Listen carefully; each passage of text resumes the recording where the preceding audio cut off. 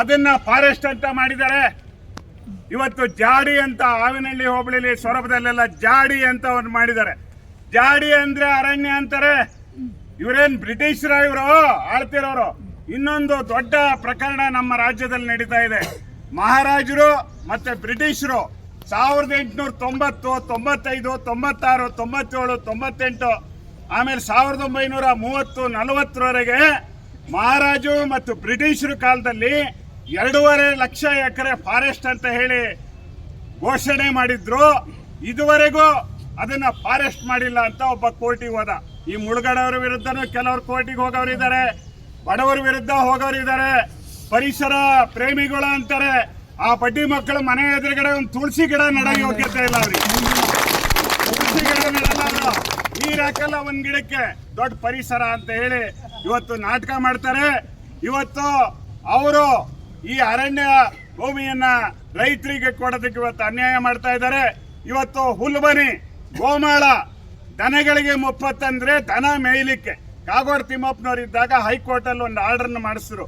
ಸರ್ಕಾರ ವರದಿ ಕೊಟ್ಟು ಏನ್ ಆರ್ಡರ್ ಅಂದ್ರೆ, ಊರಿಗೆ ಬೇಕಾದಂತ ಗೋಮಾಳ ಎಷ್ಟು ಜಾನುವಾರುಗಳಿದಾವೆ ಅಷ್ಟಕ್ಕೆ ಜಮೀನನ್ನ ಬಿಟ್ಟು ಉಳಿದಿದ್ದು ಯಾರು ಸಾಗುವಳಿ ಮಾಡದಿದ್ರೆ ಅವ್ರಿಗೆ ಕೊಡ್ಬೇಕು ಅಂತ ಆದೇಶ ಮಾಡಿದ್ರು. ಆದ್ರೆ ಇವ್ರು ಹೇಳ್ದೆ ಕೇಳ್ದೆ ಇವತ್ತು ಅರಣ್ಯ ಎಲ್ಲ ಅರಣ್ಯ ಅಂತ ಮಾಡೋದು.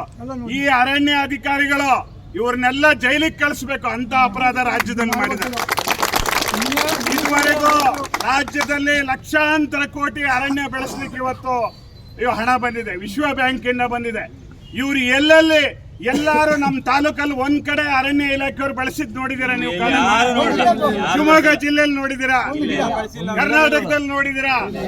ಎಲ್ಲೋ ಇವತ್ತು ಮಾಡಿಲ್ಲ, ಎಲ್ಲೋ ಇವತ್ತು ಮಾಡಿಲ್ಲ. ನಮ್ಮ ಅಂಬಳಿಗಳ ಜಲಾಶಯಕ್ಕೆ ಭೂಮಿ ಕೊಟ್ಟವರು ನಮ್ಮಲ್ಲೇ ಇದ್ದಾರೆ. ನೀರು ಶಿಕಾರಿಪುರ ತಾಲೂಕವರಿಗೆ ಜಮೀನು ಹೋಗಿದ್ದು ಪೂರ್ತಿ ಸುಮಾರು 200ಕ್ಕಿಂತ ಹೆಚ್ಚು ಜನರದ್ದು ನಮ್ಮ ಸಾಗರ ತಾಲೂಕಿನ ರೈತರದ್ದು ಹೋಗಿದೆ. ಯಡಿಯೂರಪ್ಪನವರು ಅವ್ರ ಮಗ ಅಲ್ಲಿ ಅಂಜನಾಪುರ ಡ್ಯಾಮ್ ಪೂಜೆ ಮಾಡ್ತಾರೆ ತುಂಬದ ಕೂಡ. ನಿಮಗೆ ಏನಾದ್ರು ಯೋಗ್ಯತೆ ಇದೆಯಾ? ನಮ್ಮ ಭೂಮಿ ಕಳ್ಕೊಂಡ ರೈತರಿಗೆ ಭೂಮಿ ಕೊಡಕ್ಕಾಗದೇ ಇರೋ ನಿಮ್ಮ MP ಗಿರಿ, ನಿಮ್ಮ ಚೀಫ್ ಮಿನಿಸ್ಟರ್ ಗಿರಿ, ನಿಮ್ಮ ಮಂತ್ರಿಗಿರಿ, ನಿಮ್ಮ ಶಾಸಕರಿಗಿರಿ ಯಾತಕರಿ ಬೇಕು? ನಮ್ಮ ಜಿಲ್ಲೆಯಲ್ಲಿ ನಮ್ಮ ಶಾಸಕರು ಸೇರಿದಂಗೆ 7 ತಾಲೂಕಲ್ಲಿ ಇವತ್ತು ನಮ್ಮ ಜಿಲ್ಲೆಯಲ್ಲಿ ಶರಾವತಿ ಮುಳುಗಡೆ ಸಂತ್ರಸ್ತರಿದ್ದಾರೆ. ಸಾಗರ ತಾಲೂಕಲ್ಲಿ ಜಾಸ್ತಿ ಇದ್ದಾರೆ, ಹೊಸನಗರದಲ್ಲಿ ಜಾಸ್ತಿ ಇದ್ದಾರೆ, ಶಿವಮೊಗ್ಗ ಗ್ರಾಮಾಂತರದಲ್ಲಿ ಜಾಸ್ತಿ ಆಗಿದ್ದಾರೆ.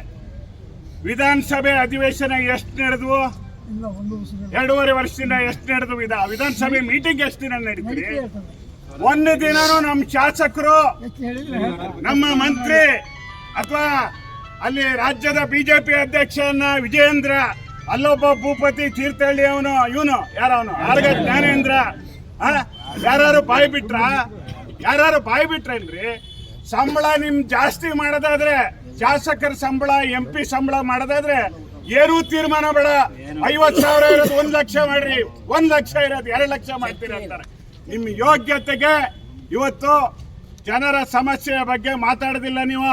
ಕೆಲವರು ಶಾಸನಸಭೆಯಲ್ಲಿ ಮಾತಾಡ್ಬಿಟ್ಟೆ ನಾನು ಯಾವುದೋ ವಿಚಾರ ಅಂತಾರೆ. ಶಾಸನಸಭೆಯಲ್ಲಿ ಬರೇ ಮಾತಾಡಿದ್ರಾಗಲ್ಲ, ಗೌರ್ಮೆಂಟ್ ಆರ್ಡರ್ ಹೊರಡಬೇಕು, ಶಾಸನಸಭೆ ತೀರ್ಮಾನ ತಗೋಬೇಕು. ಈಗ ನಾವಿಲ್ಲಿ ಸೇರಿದ್ದೀವಿ, ಶಿಕಾರಿಪುರದವ್ರು ಬಂದ್ರ ಇಲ್ಲಿ ಎದುರುಗಡೆ ಬರ್ರಿ, ಇಲ್ಲಿ ಎದುರುಗಡೆ ಇಲ್ಲೇ ಬಾ ನೀನು, ಉಳಿದವರೆಲ್ಲ ಎದುರುಗಡೆ ಬರ್ರಿ. ಇವತ್ತು ನಮ್ಮ ಬೇಡಿಕೆ ಏನಂದ್ರೆ, ಈ ಬೇಡಿಕೆ ಹೊಸದಲ್ಲ, ಈ AC ಕೊಟ್ಟು, AC ಅಂದ್ರೆ ಈಗ ಬಂದಿರೋ AC ಅಲ್ಲ, ಈ AC ಆಫೀಸಿಗೆ 100 ಮನವಿ ಇದೇ ವಿಚಾರದಲ್ಲಿ ಕೊಟ್ಟಿದ್ದೀವಿ. 3 ಕಾಸಿನ ಪ್ರಯೋಜನ ಇಲ್ಲ.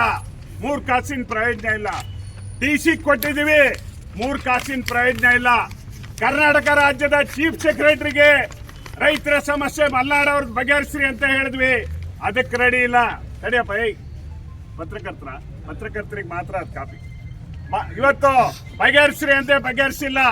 ಮುಖ್ಯಮಂತ್ರಿ ಸಿದ್ದರಾಮಯ್ಯನವರು ನುಡಿದಂತೆ ನಡೆಯುತ್ತೇನೆ ನಾನು ಅಂತ ಹೇಳಿ ಗಂಟ್ಲೆಲ್ಲ ಹಾರೋಗ್ಬೇಕಂತ ಕೂಗ್ತಾರೆ. ಇಲ್ಲೆಲ್ಲ ವಿಡಿಯೋ ನೋಡಿದೆ. ಈಗ ನೀವೇನ್ ಮಾಡಿದ್ರಿ? ಮಧು ಬಂಗಾರಪ್ಪನವರು ವಿಧಾನಸಭೆ ಚುನಾವಣೆಗೂ ಮುಂಚೆ ಪಾದಯಾತ್ರೆ ಮಾಡಿದ್ರು. ಆಯನೂರಿಂದ ಶಿವಮೊಗ್ಗಕ್ಕೆ ಕೆರಾವತಿ ಮುಳುಗಡೆ ಸಂತ್ರಸ್ತರ ಸಮಸ್ಯೆ ಬಗೆಹರಿಸಬೇಕು, ಅರಣ್ಯ ಸಾಗುವಳಿದಾರರ ಸಮಸ್ಯೆ ಬಗೆಹರಿಸಬೇಕು ಅಂತ ಮಾಡಿದ್ರು.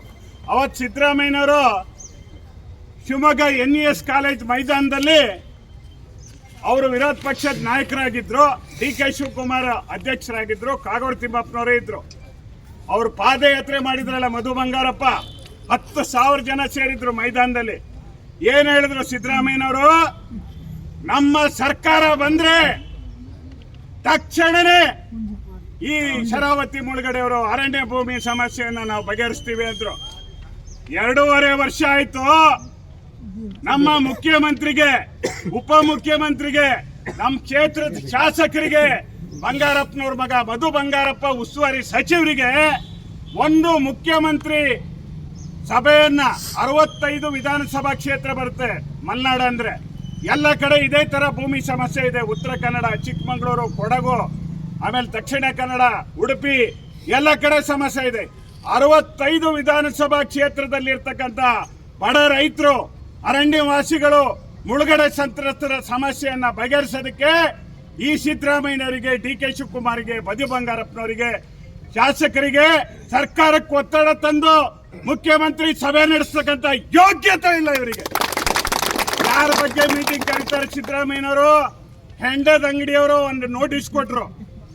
ಇವತ್ತು ರಾತ್ರಿ ಒಳಗೆ ಹೆಂಡದ ಅಂಗಡಿಗೆ ಕಮಿಷನ್ ಜಾಸ್ತಿ ಮಾಡದೇ ಇದ್ರೆ ನಾಳೆ ಬೆಳಗ್ಗೆಯಿಂದ ಹೆಂಡ ಸಿಗದೆ ಇದ್ದಂಗೆ ಮಾಡ್ತೀವಿ ಅಂತ ವೈನ್ ಶಾಪ್ ಅವರು ರಾತ್ರಿ 6 ಗಂಟೆಗೆ ಕರೆದು ಬಿಟ್ರಿ ಸಿದ್ದರಾಮಯ್ಯನವರು. ಸರ್ಕಾರಿ ನೌಕರು 36% ಸಂಬಳ ಏರಿಸ್ಬೇಕು, ಇಲ್ಲ ನಾಳೆ ಬೆಳಗ್ಗೆ ಚಳವಳಿ ಮಾಡ್ತೀವಿ ಅಂದ್ರು. ಕೂಡ್ಲೆ ರಾತ್ರಿ ಕರೆದು 16% ಜಾಸ್ತಿ ಮಾಡಿದ್ರಿ. ನೀವು ರೈತರಂದ್ರೆ ನಿಮಗೆ 3 ಕಾಸಿನ ಬೆಲೆ ಇಲ್ಲ ಈ ರಾಜ್ಯದಲ್ಲಿ, ದೇಶದಲ್ಲಿ.